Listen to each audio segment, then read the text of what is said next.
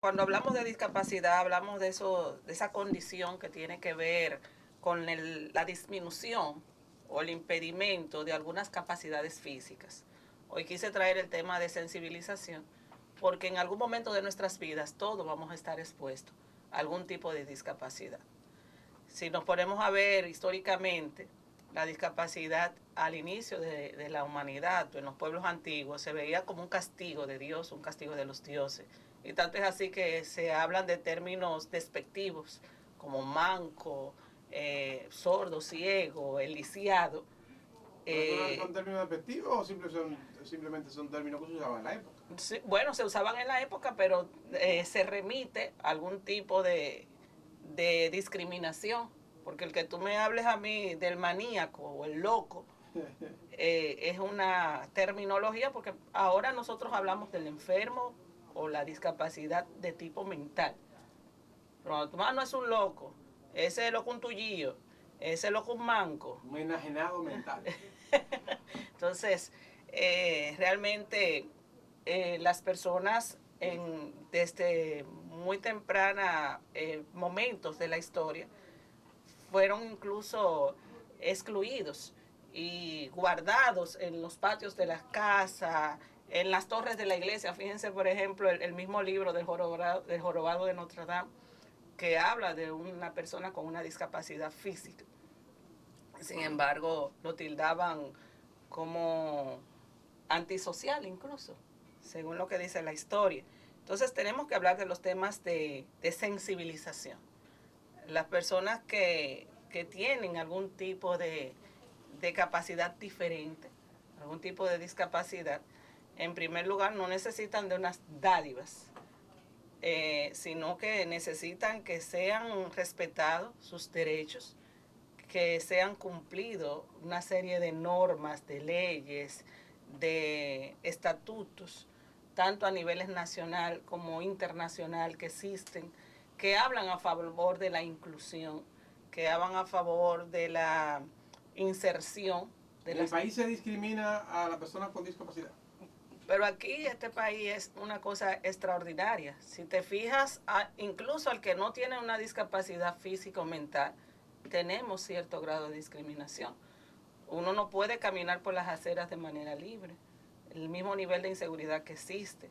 En los hospitales públicos y en las clínicas, o sea, tanto públicas como privadas, es difícil tú encontrar acceso, ya sea porque las personas se conglomeran o ponen de manera improvisada las sillas en los pasillos. Sí. Algunas escaleras incluso no tienen pasamano. Ahora ponen una especie de cristal y ni siquiera le ponen los barrotes ni agarraderas. Muchísimos edificios acá no tienen ascensores. Yo creo que no he visto un solo semáforo de tipo peatonal en los pocos lugares donde hay semáforos peatonales que tengan alerta para el ciego. O sea, cuando uno viaja... Eso yo lo he visto por televisión en Japón.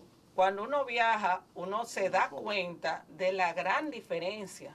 De hecho, hasta las mismas rampas no tienen las inclinaciones que corresponden. Uno dice, pero ¿y cómo va a pasar una persona en silla de ruedas o una persona con algún tipo de discapacidad motora, ya sea coja, paralítica, parapléjica, por esta rampa o con un bastón?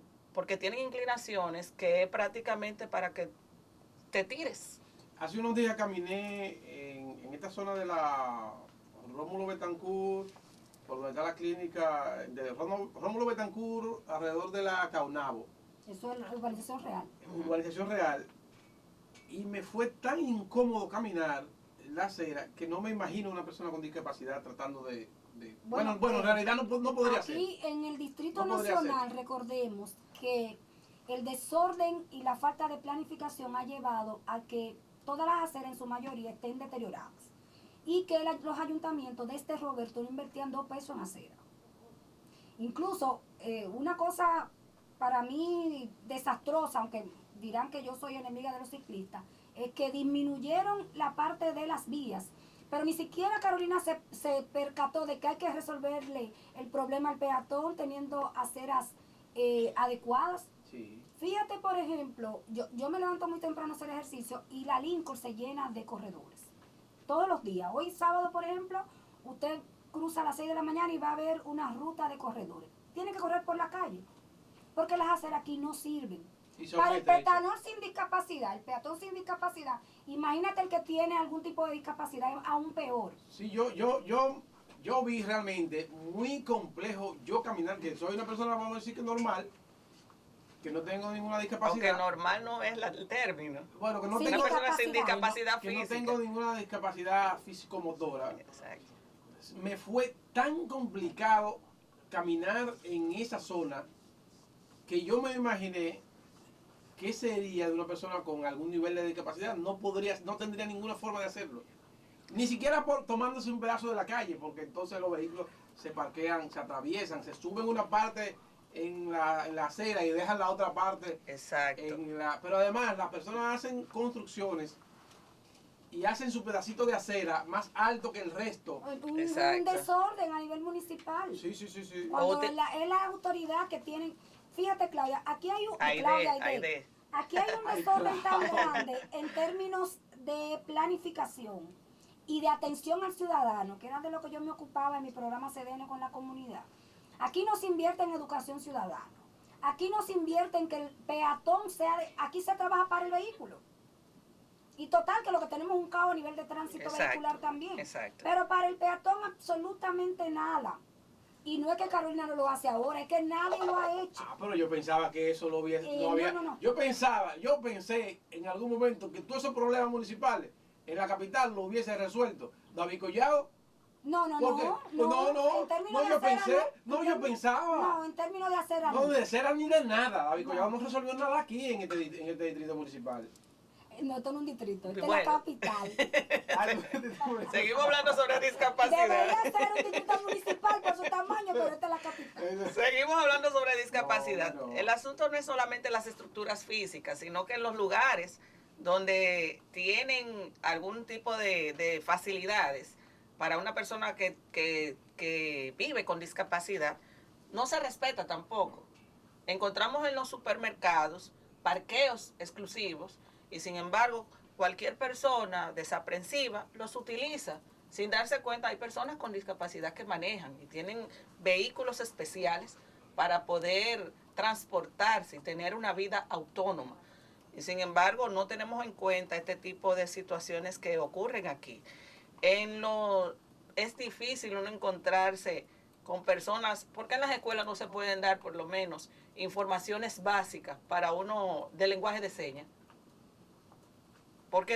Y de hecho, con los decibeles que aquí se manejan, y el musicón y el teteo y toda esta situación de contaminación ambiental y de ruido, ¿por qué no se puede enseñar lenguaje de señas? Aunque sea decir, hola, ¿qué necesitas? ¿En qué te puedo servir? Muchas veces nosotros mismos, los médicos que trabajamos en las consultas, cuando nos llega una persona con discapacidad, hablamos con el acompañante, sin darnos cuenta que es una persona que necesita expresarse, que necesita dar la información, que necesita su privacidad. Las camillas en los centros hospitalarios no toman posicionamiento ni pueden bajar. Doctora, ¿usted sabe dónde está la Asociación de Personas con Discapacidad? Lo que tiene que ver con los sordomudos. Ajá. Los sordomudos que están allá en la Correa Cidrón. No, esos son los ciegos, no videntes, sí. Los no videntes, ¿verdad? Sí.